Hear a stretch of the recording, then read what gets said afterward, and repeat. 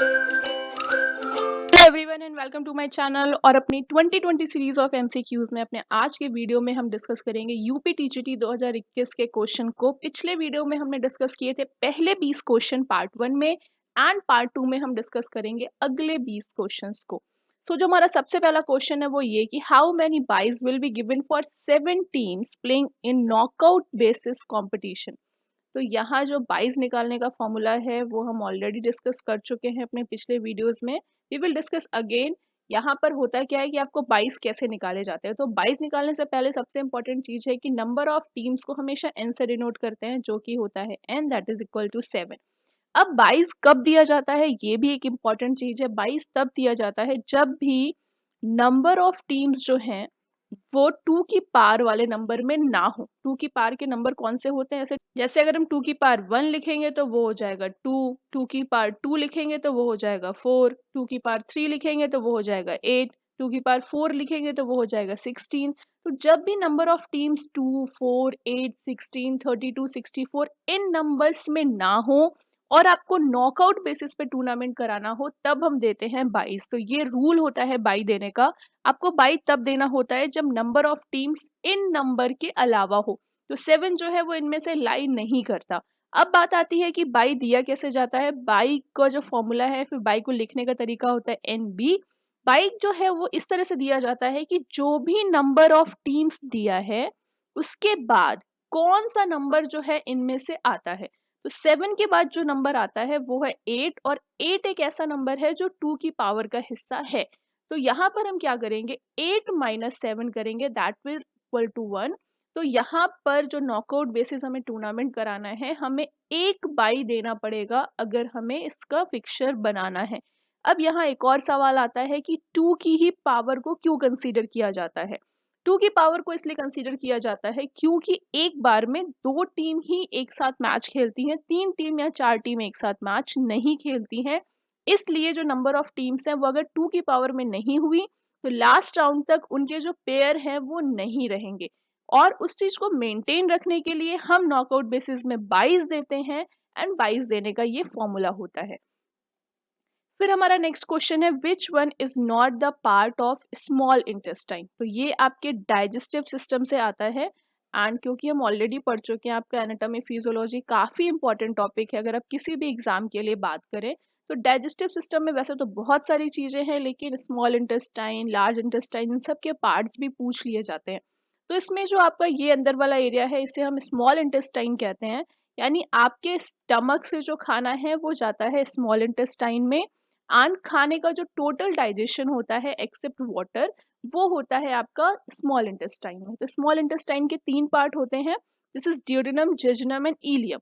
तो ये जो पार्ट है ये कौन सा पार्ट है, जहां ये स्टमक से जुड़ा होता है, मतलब स्टमक से खाना जो स्मॉल इंटेस्टाइन में आता है उस जंक्शन को हम कहते हैं ड्यूडेनम। जेजुनम जो है वो इसके बीच का पार्ट है सारा, इसे हम बोलेंगे जेजुनम। और ये पार्ट जहां पर ये लार्ज इंटेस्टाइन से मिलता है, या फिर जो भी आपका खाना है, फिर से काइम कहते हैं जब वो लार्ज इंटेस्टाइन में एंटर करता है जिस जंक्शन से, दैट इज कॉल्ड इलियम। तो ये तीनों जो हैं वो आपके स्मॉल इंटेस्टाइन के पार्ट हैं, और इनमें से जो नहीं है वो है geranium. So the answer will be D. फिर हमारा नेक्स्ट क्वेश्चन है explosive strength is associated with.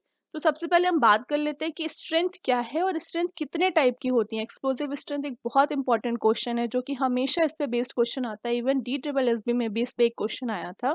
Strength है क्या, स्ट्रेंथ की डेफिनेशन की बात करें तो strength is the ability to overcome या फिर वर्क अगेंस्ट रेजिस्टेंस। तो यहाँ पर जो चीज इंपॉर्टेंट है या फिर जो keyword, that is against resistance, यानी किसी प्रतिरोध के विरुद्ध कार्य करने की क्षमता को हम स्ट्रेंथ या फिर ताकत कहते हैं।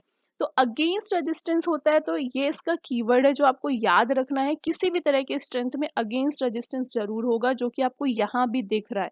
तो ये इसका एक कीवर्ड है जिससे आप एक आंसर में एक अच्छा गेस कर सकते हैं। स्ट्रेंथ की बात करें तो आप 3 तरह की स्ट्रेंथ बेसिकली पढ़ते हैं। एक होती है मैक्सिमम स्ट्रेंथ, एक होती है एक्सप्लोसिव जो कि ऑलरेडी लिखी हुई है, और एक होता है स्ट्रेंथ इंड्योरेंस। अब इन तीनों में क्या डिफरेंस होता है, हमने सबसे पहले पढ़ लिया कि आपकी स्ट्रेंथ क्या होती है। Strength is the ability to overcome और एक्ट अगेंस्ट रेजिस्टेंस, ठीक है। जब मैक्सिमम रेजिस्टेंस की बात आती है तो उसको हम ये बोलते हैं कि ये एबिलिटी है एक्ट अगेंस्ट और ओवरकम मैक्सिमम रेजिस्टेंस, जिसका एग्जांपल जो है आपका वेट लिफ्टिंग है, तो वो होता है आपका मैक्सिमम रेजिस्टेंस। एक्सप्लोसिव रेजिस्टेंस में क्या होता है कि जब आप रेजिस्टेंस के अगेंस्ट काम करते हैं अलोंग विद स्पीड, तो उसे हम कहते हैं एक्सप्लोसिव स्ट्रेंथ या फिर इसे विस्फोटक ताकत भी कहा जाता है। एंड जो आखिरी है वो है स्ट्रेंथ इंड्योरेंस। स्ट्रेंथ इंड्योरेंस का मतलब है एबिलिटी टू एक्ट और work against resistance under the condition of fatigue, यानी थकान की अवस्था में भी जब ताकत का प्रयोग करते हैं, that is called strength endurance. तो ये तीन चीजें हैं, इनके जो कीवर्ड्स हैं वो आपको याद रखने हैं। यहाँ पर स्पीड भी है और अगेंस्ट द रेजिस्टेंस भी है, so the answer will be B. फिर हमारा नेक्स्ट क्वेश्चन है the PIB plastic indicator board is related to. तो ये पीआईबी या प्लास्टिक इंडिकेटर बोर्ड जो है वो है क्या, ये हम सबसे पहले बात कर लेते हैं। तो जो ये बोर्ड है यूज होता है ये लॉन्ग जंप में, या फिर यहाँ पे अगर ट्रिपल जंप भी लिखा होता है तो आपका सही आंसर है, ये दोनों ही जगह यूज होता है। अब बात करें कि क्यों यूज होता है, क्यों यूज होने लगा, इसकी भी एक हिस्ट्री है, थोड़े से फैक्ट्स है जो आपके लिए इंपॉर्टेंट है। तो लॉन्ग जंप की हम बात करें तो लॉन्ग जंप में एक रनवे होता है जिससे दौड़ते हुए आता है, फिर यहाँ पे एक टेक ऑफ बोर्ड लगा होता है जहां से उसको कूदना होता है, उसके आगे जो है वो पिट होती है, इस तरह से होता है लॉन्ग जंप का। तो इस रनवे की बात करें तो रनवे की पूरी लंबाई जो है वो होती है 40 मीटर, इसकी जो चौड़ाई है वो होती है 1.22 मीटर, और जो ट्रैक होते हैं वहां पे लेन की चौड़ाई भी 1.22 मीटर ही होती है, इस तरह से आप याद रख सकते हैं। फिर बात करें इस टेक ऑफ बोर्ड की, टेक ऑफ बोर्ड की जो लंबाई है वो 1.22 मीटर है, सेम एज लेन, बट इसकी जो विद है, ये वाली जो विद है वो होती है आपकी 20 सेंटीमीटर।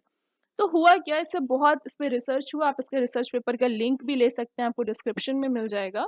हुआ ऐसा, वैसे कोई पढ़ेगा नहीं, पता है मुझे।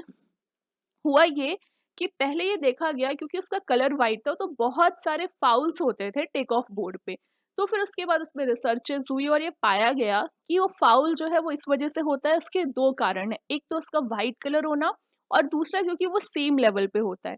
तो इसलिए पीआईबी आया, यानी प्लास्टिक इंडिकेटर बोर्ड, जो इसके आगे लगाया जाता है। अब इसको थोड़ा सा हम जूम करके देखें तो यहाँ पर ये है आपका टेक ऑफ बोर्ड, जिसकी चौड़ाई जो है, इसकी विड्थ कितनी है, this is 20 centimetre.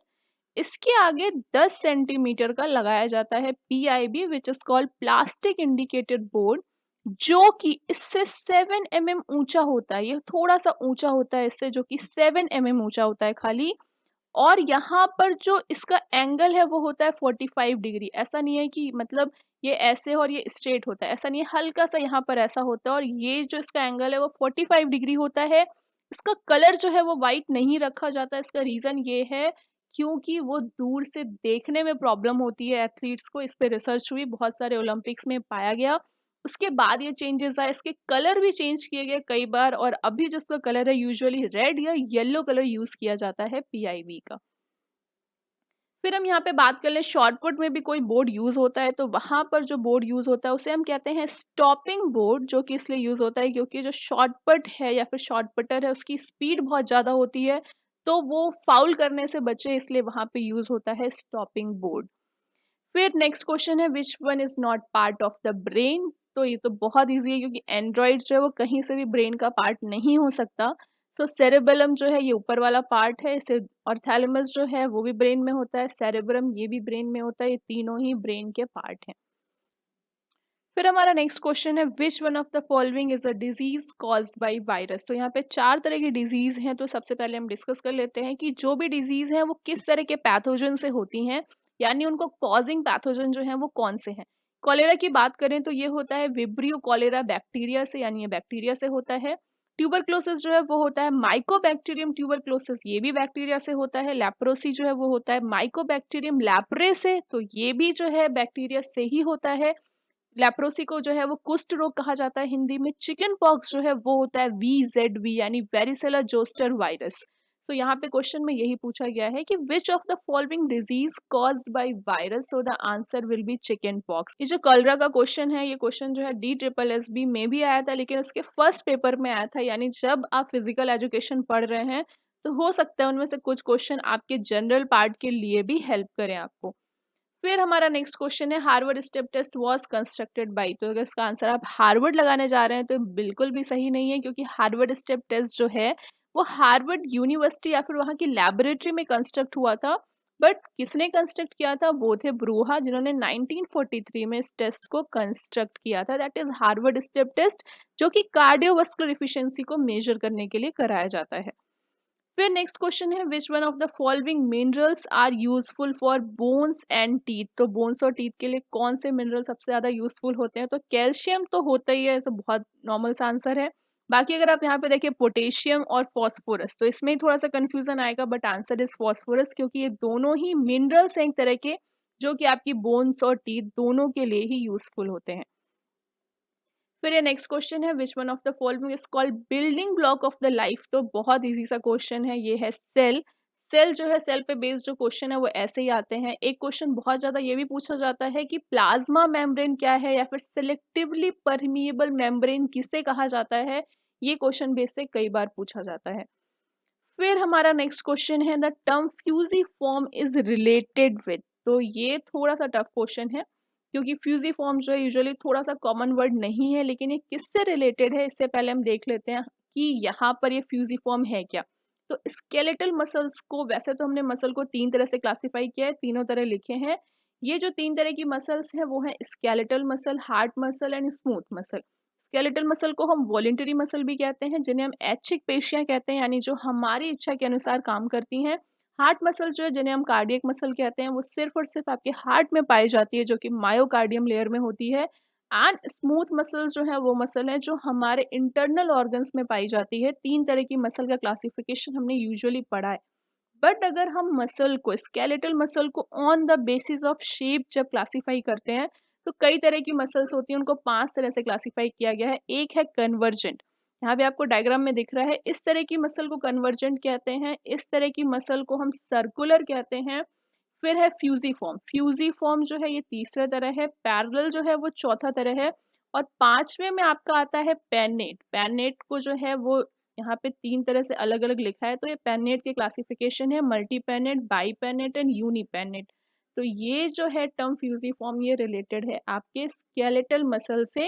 And skeletal muscle को on the basis of their shape इस तरह से क्लासिफाई किया गया है, ये आप अपनी कॉपी में लिख सकते हैं। फिर नेक्स्ट क्वेश्चन है, the energy value of food is measured in the unit of? तो आप कोई भी खाने की चीज देखें, या फिर ये बहुत कॉमन टर्म है आजकल, कैलोरीज नाप के लोग खाते हैं। तो जो भी खाने की फूड या फिर उसकी जो एनर्जी वैल्यू है वो KCAL लिखा जाता है, फिर कैलोरीज में नापा जाता है। ग्राम जो है वो वेट को नापने के लिए होता है। वॉट जो है ये पावर को नापने के लिए होता है। एंड एम्पियर जो है ये करंट को नापने की यूनिट है। तो ये बाकी क्वेश्चन जो है ये आपके जनरल पेपर के लिए भी हेल्पफुल हैं।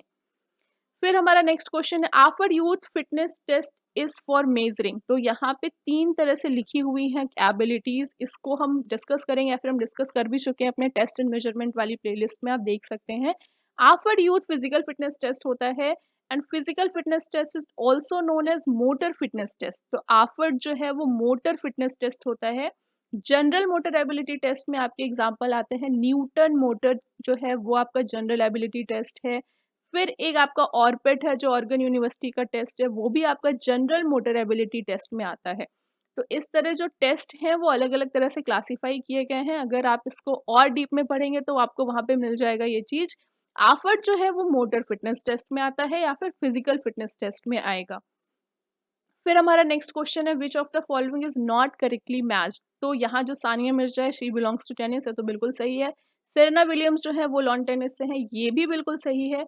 बेकम जो है ये फुटबॉल से हैं, जो रिटायर्ड हो चुके हैं, फॉर्मर फुटबॉल प्लेयर्स थे, तो ये भी सही है। लेकिन जो दीपिका सिंधु है ये बैडमिंटन से बिलोंग नहीं करती है, थोड़ा सा मिला के लिख दिया है दीपिका और Sindhu, she is a business women. तो इसलिए जो आपका सी आंसर है वो सही है, क्योंकि ये करेक्टली मैच्ड नहीं है। फिर ये नेक्स्ट क्वेश्चन है, fundamental skill in step kick is associated with? तो आपको डायग्राम में दिख रहा होगा, ये जो है फुटबॉल से एसोसिएटेड है। फुटबॉल में पांच तरह की किक होती है, उसमें एक होता है द पुश, एक तो ऑलरेडी लिखा हुआ है द आपका इनस्टेप किक, फिर उसका होता है एक आउटसाइड किक, एक होता है टो किक, और एक होता है बैक हील किक। तो ये सब जो है स्किल है इसकी, हर क्वेश्चन से किसी ना किसी स्किल पे बेस्ड भी क्वेश्चन पूछ लिए जाते हैं कि ये पर्टिकुलर चीज किस गेम से बिलोंग करती है। तो यहाँ पर जो इंस्टेप किक है वो फुटबॉल से बिलोंग करती है। फिर क्वेश्चन है, in which country did game of volleyball originate? तो जो वॉलीबॉल है ये 1895 में इन्वेंट हुआ था, जो कि विलियम जी मॉर्गन द्वारा किया गया था। और ये जो है YMCA स्प्रिंगफील्ड में किया था, जो कि यूएसए में है, इसलिए ये गेम जो है ये यूएसए में ओरिजिनेट हुआ है, जिसे पहले मिंटो नेट के नाम से जाना जाता था। ये क्वेश्चन भी आपको एनवीएस के पेपर में मिलता है, जो लास्टली 2019 में हुआ था। फिर नेक्स्ट क्वेश्चन है विनर ऑफ 2020 फ्रेंच ओपन। अब एग्जाम हुआ था आपका 2021 में और क्वेश्चन आया था 2020 से, इसलिए कई लोग का आंसर गलत था, इवन मैंने भी गलत ही लगाया था। So answer is Rafael Nadal, जो कि 2020 फ्रेंच ओपन के विनर थे। एक साल में 4 टूर्नामेंट होते हैं जिन्हें ग्रैंड स्लैम टूर्नामेंट कहते हैं, जिसमें अच्छा खासा मनी प्राइज मिलता है। एंड वो आपको थोड़ा सा याद करके जाना है, रिसेंट का पिछले एक साल का एटलीस्ट आपको पता होना चाहिए कि किसमें कौन विनर रहा है। तो यहाँ पे आपके 4 तरह के ग्रैंड स्लैम टूर्नामेंट टोटल होते हैं एक साल में टेनिस के। 4 जो है वो है Australian open, French open, Wimbledon and US open. अभी जो टूर्नामेंट होने वाला है तुरंत वो है आपका विंबलडन, क्योंकि अगर हम इसे देखें कि कौन सा किस महीने में कराया जाता है, तो जो ऑस्ट्रेलियन ओपन है वो आपका जनवरी में होता है, फ्रेंच ओपन आपका मई के टाइम में होता है, विंबलडन आपका जुलाई अगस्त के टाइम होता है और यूएस ओपन आपका अगस्त सितंबर के टाइम होता है। तो ये 4 आपके ग्रैंड स्लैम टूर्नामेंट है जो कि टेनिस में होते हैं। इस पे बेस्ड क्वेश्चन किस तरह से आते हैं वो एक बार डिस्कस कर लेते हैं। अगर हम पुराना वाला 2018 का कीवी का पेपर देखें तो वहां भी एक क्वेश्चन आपको ग्रैंड स्लैम टूर्नामेंट से मिलता है। क्वेश्चन इस तरह से आते हैं कि कौन सा टूर्नामेंट स्टार्ट कब हुआ, या फिर उस टूर्नामेंट को किस तरह के कोर्ट पे खेला जाता है, क्योंकि ये चारों ही टूर्नामेंट सेम तरह के कोर्ट पे नहीं खेले जाते। कुछ जो है वो ग्रास कोर्ट पे खेले जाते हैं, कुछ जो है हार्ड कोर्ट पे खेले जाते हैं और कोई जो है वो क्ले कोर्ट पे खेला जाता है, जैसा कि आपको डायग्राम में दिख रहा होगा। तो ये सारी जो चीजें हैं ये हमने अपने वीडियो में डिस्कस किया है, जहाँ पे आपको है लॉन टेनिस का, तो वो भी आपको मिल जाएगा अगर आप ढूंढेंगे। सो इस तरह के जो क्वेश्चन है वो आपको मिलते हैं एग्जाम में घुमा फिरा के। इवन अभी लास्टली जो DSSB का पेपर हुआ है उसमें भी एक क्वेश्चन यहाँ से आया था। इसलिए आपका जो ग्रैंड स्लैम टूर्नामेंट है टेनिस का वो एक इम्पॉर्टेंट टॉपिक है, तो आप इसे स्टार मार्क करके लिख लीजिए। फिर हमारा नेक्स्ट क्वेश्चन है which one of the following is not a component of health related physical fitness test. तो 2 तरह के टेस्ट होते हैं, एक आपका यूथ फिजिकल फिटनेस टेस्ट जो हमने आफ्टर टेस्ट का भी पढ़ा है। तो फिजिकल फिटनेस टेस्ट में तो आपकी स्पीड आती है, बट जब health related physical fitness test की बात करते हैं तो वहां पे आपकी स्ट्रेंथ आती है, फ्लेक्सिबिलिटी आती है, इंड्योरेंस आता है जिसे हम कार्डियोवास्कुलर एफिशिएंसी कहते हैं। इसके साथ ही बॉडी कॉम्पोजिशन आता है। बॉडी कॉम्पोजिशन को निकालने के लिए या तो हम स्किन फोल्ड कैलिपर का यूज करते हैं या फिर BMI का यूज करते हैं। बट स्पीड जो है ये एक health related physical fitness test नहीं है, या फिर उसमें ये इस कंपोनेंट को नहीं मेजर किया जाता है। फिर हमारा क्वेश्चन है डेड बॉल इज। तो डेड बॉल जो है वो आपका क्रिकेट से रिलेटेड होता है, dead ball. And dead ball को शो करने का जो तरीका है या फिर जो साइन है वो अंपायर इस तरह से दिखाता है कि जो बॉल है वो डेड बॉल है, जब वो किसी के भी फेवर में नहीं होती है। फिर नेक्स्ट क्वेश्चन है psychology is taught to the student of physical education because. तो हम पढ़ चुके हैं साइकोलॉजी की क्या डेफिनेशन होती है। Psychology is the study of human behaviour. तो इसलिए जो आपको साइकोलॉजी है वो क्यों पढ़ाई जाती है, so it is related to behaviour. तो जो बिहेवियर वर्ड है वो हमेशा साइकोलॉजी से रिलेटेड होता है। Then our last question is during the conduct of a penalty stroke in hockey the umpire takes position over। अब यहाँ क्वेश्चन ये नहीं पूछा गया है कि प्लेयर कहाँ खड़ा होता है, क्वेश्चन ये पूछा गया है कि अंपायर कहाँ पे खड़ा होता है। तो हम बात करें कि जब पेनाल्टी स्ट्रोक होता है तो प्लेयर कहाँ खड़ा होता है, आपको यहाँ पे एक छोटा सा डॉट दिख रहा होगा जो कि गोल लाइन से 7 यार्ड की डिस्टेंस पे होता है या फिर 6.4 मीटर की डिस्टेंस पे होता है, जिसे हम कहते हैं पेनाल्टी स्पॉट। यहाँ से पेनाल्टी ली जाती है एंड जो अंपायर है वो यहाँ स्ट्राइकिंग सर्कल पर खड़ा होता है। तो आज के लिए इतना ही। For such more content keep watching and stay tuned.